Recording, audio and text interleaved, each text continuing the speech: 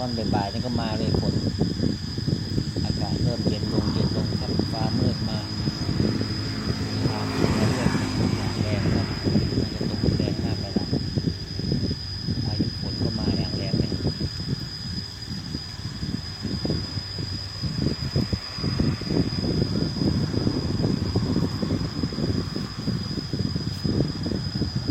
เตรียมยึดหลังคาให้แน่นครับ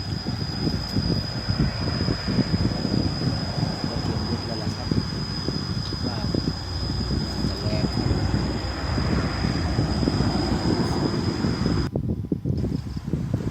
ช่วงบ่ายครับมาอย่างแรงเลยเริ่มมาแล้วครับพายุฝนมีลมมีฟ้าผ่าครับมีลมมีฟ้าผ่า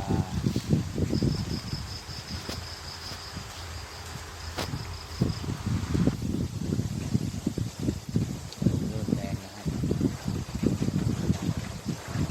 ถ้ามีฝนอย่างเดียวก็ไม่น่ากลัวครับถ้ามีพายุมาพายุลมน่ากลัวมากครับฟ้าผ่าฟ้าร้องถ้าฝนตกอย่างเดียวไม่น่ากลัวถ้ามีฟ้าร้องมาด้วยน่ากลัวมาก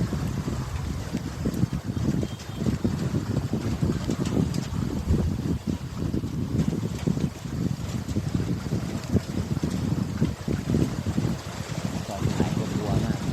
กลัวฝนกลัวฟ้าผ่าอย่างแรง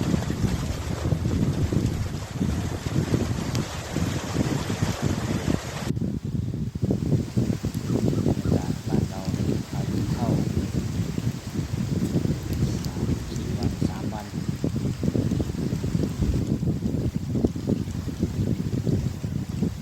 พัดอย่างแรง